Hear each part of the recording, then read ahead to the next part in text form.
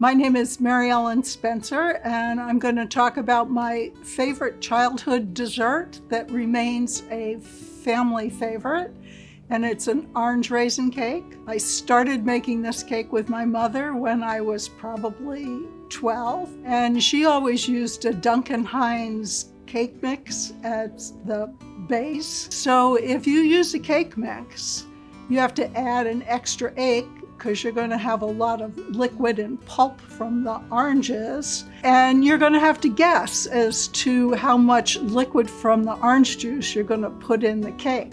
And you put it in a food processor with the pulp from the orange and the raisins and grind that all up. And it goes in the cake mix. And I always bake it in a 9x13 pan, and sometimes you have to add a little extra cooking time because the amount of moisture in the cake. When the cake is cooled, you can frost it with cream cheese frosting, and I always decorate it with walnuts. Hello, welcome to Dinner with Darryl. Today we do dessert, my mother's orange raisin cake.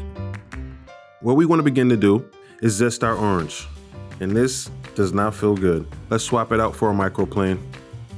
From then, we're just gonna cut and peel this orange.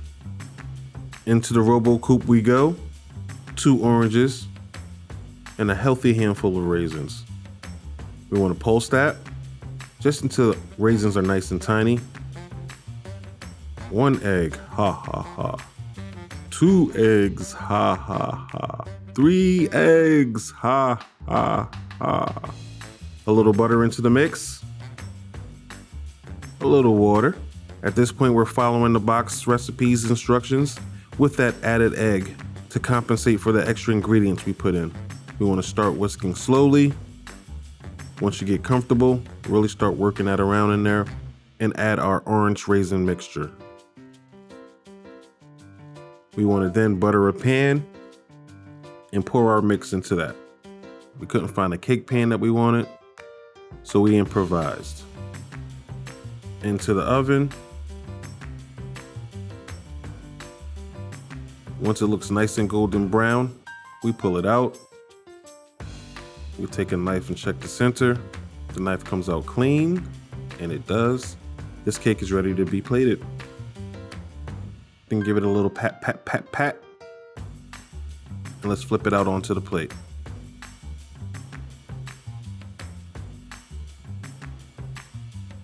There we are. Now we're going over the top with our cream cheese frosting with a hint of orange.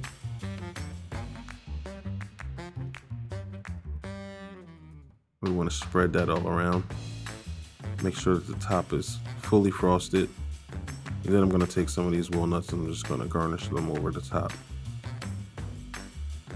Now for my favorite part of the video, the tasting. Nice slice. Let's get it plated. And the moisture on this cake is ridiculous. I have to say, like, the moistness of this cake is top notch. And into the mouth. Oh my God. Oh my God. That's good cake.